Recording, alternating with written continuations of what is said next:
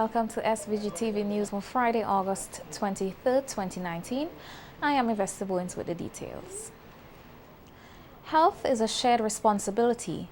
This is what the Ministry of Health, Wellness and the Environment has been promoting, and one group has been created to help empower residents in the Maracaibo Valley to address the scourge of diabetes and other non-communicable diseases.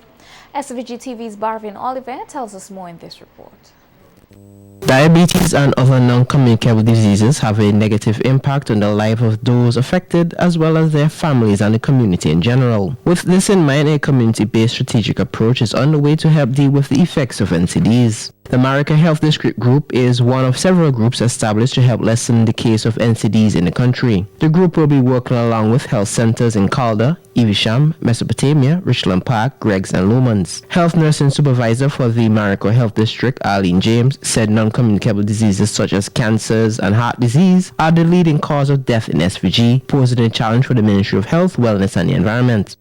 She said though the ministry is charged with the responsibility for providing health care, it cannot do it alone, and as such it is partnering with the Maracaibo Health District team and other community-based groups in addressing the issue, which she believes is a step in the right direction. And as a result, the new thrust is for the Ministry of Health to form partnerships with other organizations, stakeholders, and agencies who can and may be able to contribute in some way towards the advancement of health and help in the long run to reduce the effects and the burden of the non-communicable diseases, the cancers and the heart conditions. And as we are all aware, most of them are lifestyle diseases, lifestyle conditions. And so the ministry believe that forming district groups out there would be a very good way to help in this regard. Members of the Maracaibo Health District team are drawn from the community and will be familiar with those who are either suffering with non-communicable diseases or at risk. The health nursing supervisor said though the members of the group are not medical professionals, their contributions can help to provide crucial health information. Once you're an advocate out there and you encourage people to, come for screening and come for testing so that you can be identified. So one of the ways they can do that is to have a special activity, a little health fair, and once they screen, if there is a problem, then prompt intervention can be initiated to either arrest what is happening or to treat early so that you can delay or retard progression, which the progression can lead to complications. Permanent Secretary in the Ministry of Health, Wellness and the Environment, Cuthbert Knight, said health is a shared responsibility and is delighted to partner with various stakeholders to improve the health outcomes with intentions. He said the creation of the Maracaibo Health Group helps to empower communities in the fight against non-communicable diseases. It is an effort for us to try and build capacity for community-based action. And in so doing, we are focusing on harnessing whatever resources lie within our partners or stakeholders within the Maracaibo community to somewhat create that supportive environment for the prevention and control of NCDs, and also as a response to the epidemiological profile within that country. We're hoping that we can also help not only in the establishment of such, but we can give them the support that they require, training, etc., to work along with us or to partner with us in this regard. The Maracaibo Health District team recently assisted in the handing over of several medical supplies to the Levi Latham Health Center. It is hoped that more groups can be established in other districts to help combat non-communicable diseases in the country. For SVG TV's Evening News, I am Barvin Oliver. Meanwhile, the importance of diet and exercise in addressing diabetes has been emphasized by nutritionist Camille John, the district dietitian attached to the Levi Latham Health Center. In an interview with SVG TV News, John said it is essential for persons who have diabetes or hypertension to pay close attention to what they eat in order to maintain a healthy lifestyle. So eating more for diabetics, there's not such as a diabetic diet, but we advocate that they eat food high in fiber, more fresh foods, the portion of fruits and veg, so half of the plate is, let's say there's a plate, half of the plate for your lunch, half of it should be vegetables, and less carbs, because when carbs break down into the body, it break down into simple sugar, so that too could cause the blood sugar to elevate. So it's about that. And even though you might say, oh, my knee hurts, my joint hurts, I'm not that active, I say you could sit down and you could do chair exercise, and I will show them some chair exercises just to get involved. Drink lots of water, and stay away from like the processed food. And even with the barrel culture, I said sometimes the barrel culture could, because for finance, some people, they depend on this barrel from overseas and most of it's thin stuff. So I said, try your best to eat more fresh then. And if it so happens that you have to, if it's like tuna, for example, tuna and sardine, I say, eat the tuna or the sardine in water, not the one in like the condiment sauces or the oil and so on. John said she is excited to play a role in assisting those in the community affected by non-communicable diseases, and highlighted some of the projects she wishes to get involved with during her stint in the district. We actually have an active hypertensive and diabetic group, and I met with them on Monday, and we started the material already. We're going to actually, out at the back there, we're actually going to do a vegetable table. So we're going to plant what is left. So we're going to teach them to help to be more self-sufficient in the sense. So I'm looking forward, and we have plans to do walks and other activity. I have plans to do cooking sessions with them and show them actually how to prepare a low salt meal, right? Yeah, so I'm looking forward. I have a lot of fresh ideas for the groups. The SVG School of Continuing Education was officially registered with the National Accreditation Board during a ceremony at the Peace Memorial Hall yesterday. Its registration certifies that the institution meets certain minimum operating standards required for the conduct of an academic provider in SVG. Registration is a pre-accreditation status since it is the first step towards the accreditation of programs offered by an institution. The SVG School of Continuing Education, which is located at Lower Kingston Park, has been registered to provide training in care of the older adult, early childhood development, early childhood education, basic aesthetics, basic garment drafting, and construction. Speaking at yesterday's ceremony, Permanent Secretary in the Ministry of Education, Michael Burke, said that the National Accreditation Board came about from someone seeing the importance to build an institution that ensures quality assurance to protect persons looking to further their education from unscrupulous organizations or scammers. To fill that void, there was the accreditation unit. But the board would not be as functional if there weren't persons within the board who had hearts. And one of the biggest hearts you can find is that of Mrs. Hamilton. One of the biggest hearts you can find is that of the chair. And we interact and work with her all the time, and we recognize that she is passionate. Very passionate about the business of education. She is very passionate about the business of protecting our citizens. So again, we need to give them a round of applause. But this unit is a unit that is evolving. And for a unit to evolve, that unit must be trained.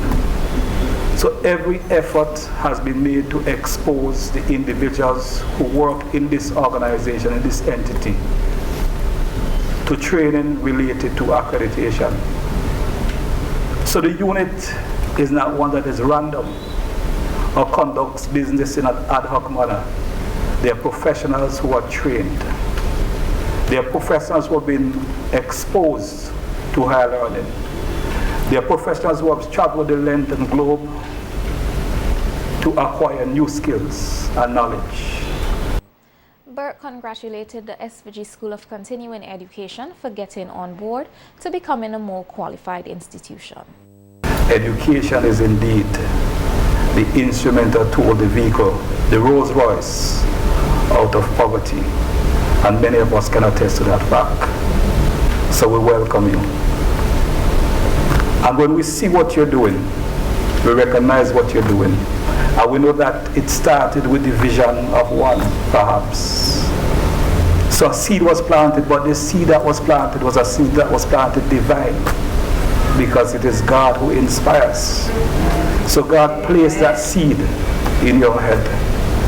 And that seed was able to germinate and grow into a beautiful tree. And today, we're here to register that tree.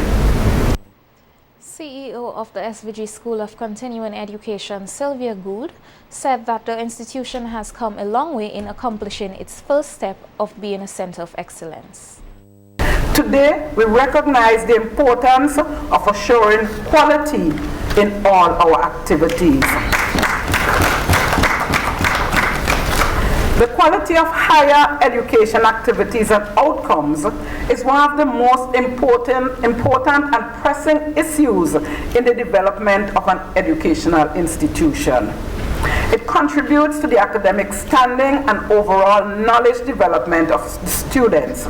It will also have a significant impact on all other stakeholders, including the staff and the nation as a whole, as it not only impacts the recipients of the training, but also determines the level of economic contribution that would result from the training offered.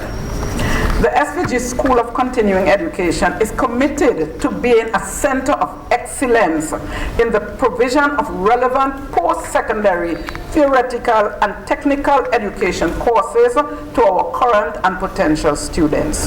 The Board of Directors, management and staff, through our commitment to quality, strive to focus on continuous quality improvement and customer satisfaction.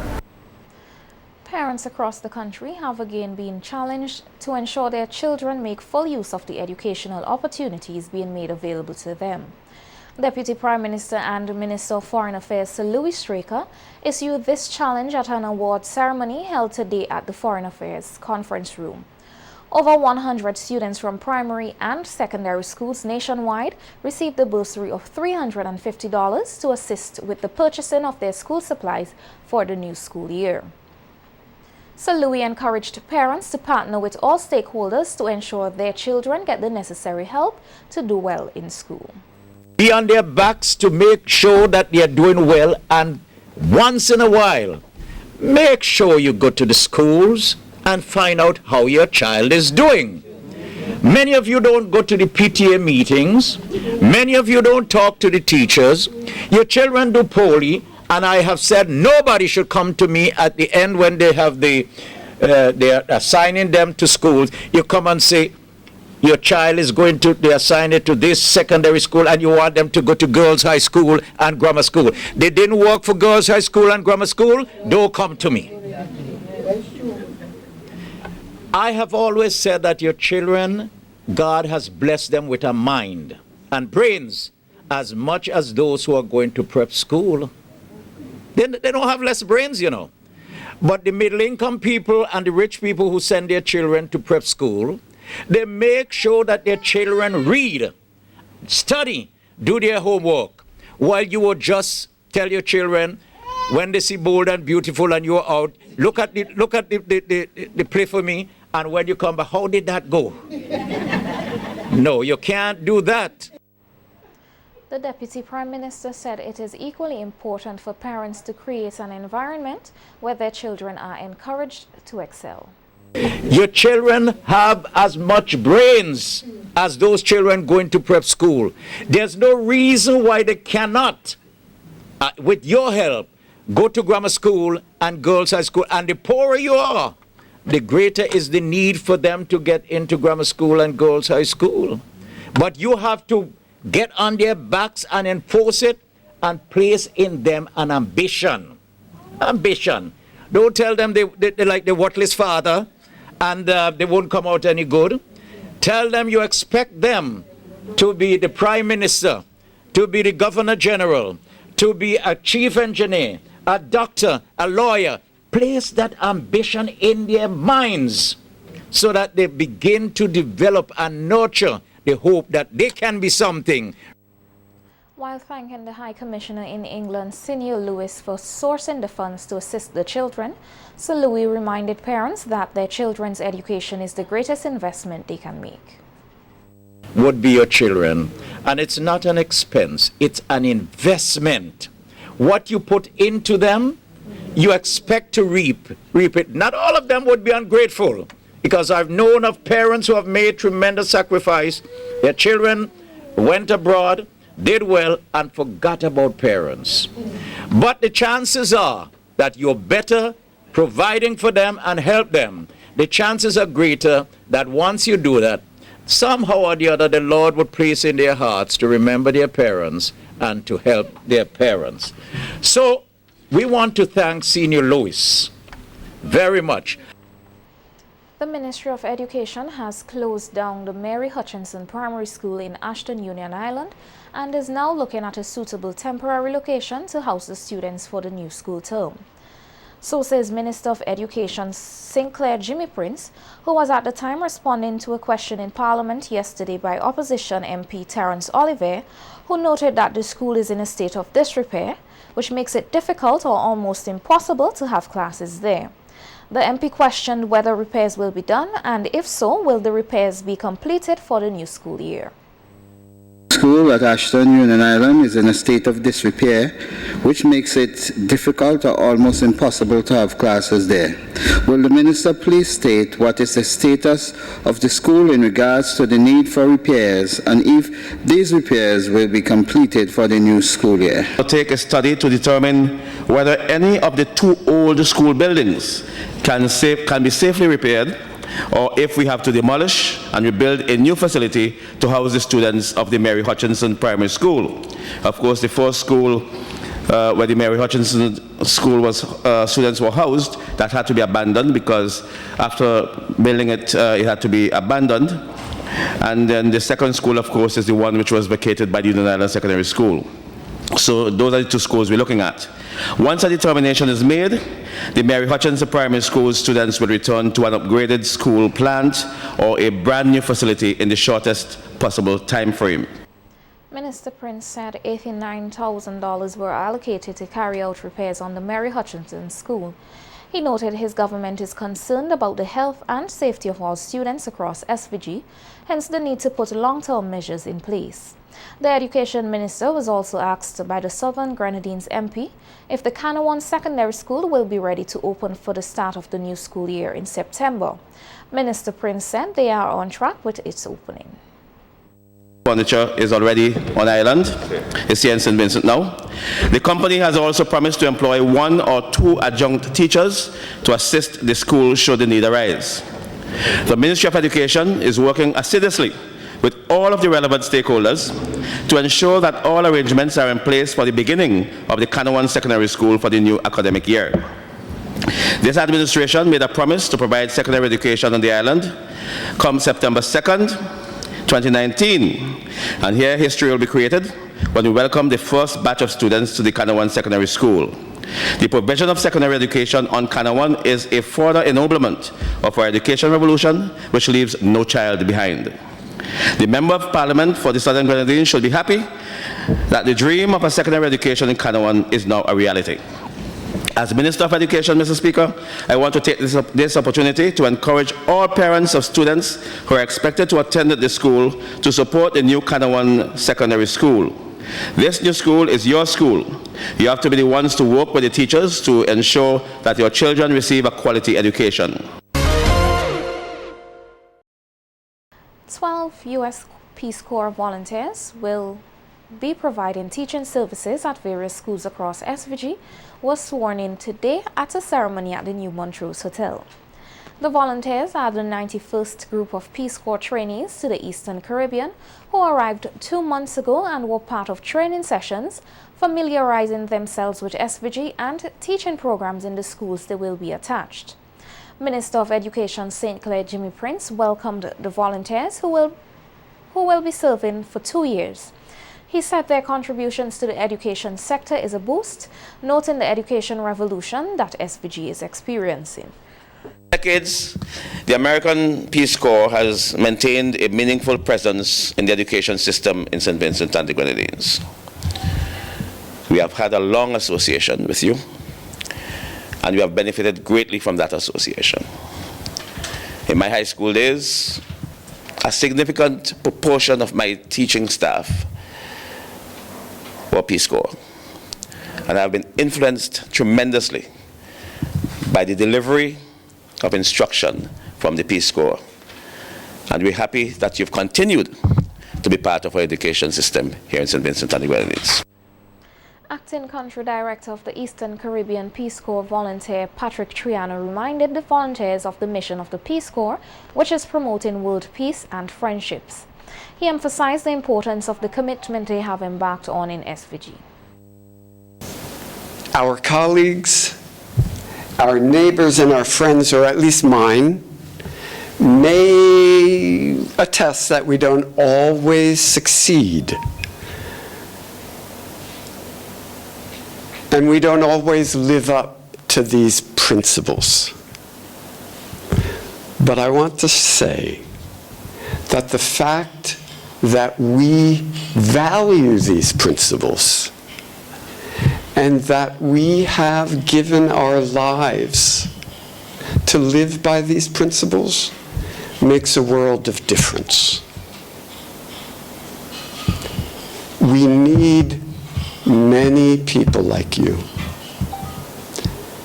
And so I simply want to say thank you for what you have taken on. And thank you for the life that you will lead. One of the volunteers, Alana Johnson, who is from Alaska, said it has so far been a wonderful 7 weeks in SVG and that she looks forward to making her contribution to the country.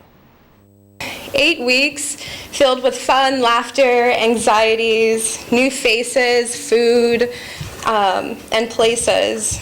Some of us even experienced some culture shock. Maybe it felt longer because we've become eager to get into our own homes.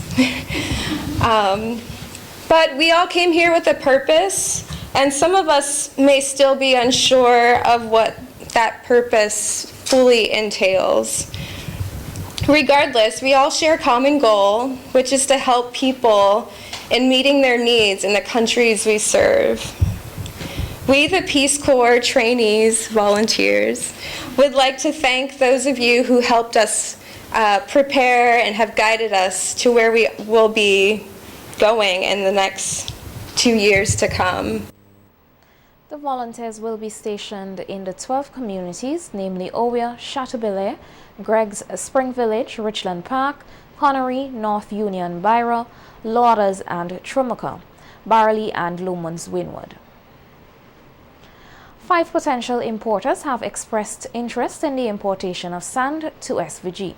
This is according to Minister of Transport and Works Julian Francis, who was at the time responding to a question in Parliament yesterday by opposition MP Nigel Stevenson.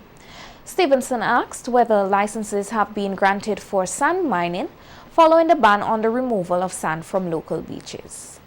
The ministry is in the process of finalizing certain arrangements to facilitate the importers, particularly with approval of loading, of landing and storage distribution sites to expedite the full implementation of the ban. You can bring sand in either by barge or by boat, by ship. We are recommending to the importers that they use barge, because if you bring it in the ship, you have to put it at a dock and you have to use a grab bucket. One importer has proposed that he imports at the main wharf in Kingstown with a grab out of a ship. I am opposed to it from the point of view that it will be a mess in Kingstown. Minister Francis stated that persons can expect to pay more for sand as there will be an increase on sand prices. The sand is coming. What we sell sand is $14.50 per cubic yard. And I believe that is why persons here do not take care of a load of sand. The cost of sand is in the trucking. So that a 5 cubic yard truck is about $72. You leave it on the roadside. You take the 10 bag you want, carry it up the hill, leave the other load at the bottom. When the sand comes, it is going to run you over $80 per cubic yard. 80 from $14.50. Now, you may hear and you may get the person saying that this is going to add to construction cost, but it's going to be marginal. An average house may take 7 to 8 truckloads of sand, 10 on the outside. A community meeting will be held in Sandy Bay this Sunday to discuss the Gender Equality Action Plan, the GEAP, for the Sandy Bay Coastal Protection Project, which will be undertaken by the government. The Gender Equality Action Plan is being developed as a component of the environmental and social impact assessment of the project to determine and define activities to be undertaken by the project in response to the differential priorities, needs and interests of men, women, boys and girls. The GEAP would serve as a monitoring tool to anticipate, mitigate and manage both the potential negative impacts and opportunities presented by the proposed project for different groups and individuals within the affected site area. The proposed coastal defense project is expected to reduce the vulnerability of the Sandy Bay community and its infrastructure from extreme events such as tropical storms and hurricanes and day-to-day erosion.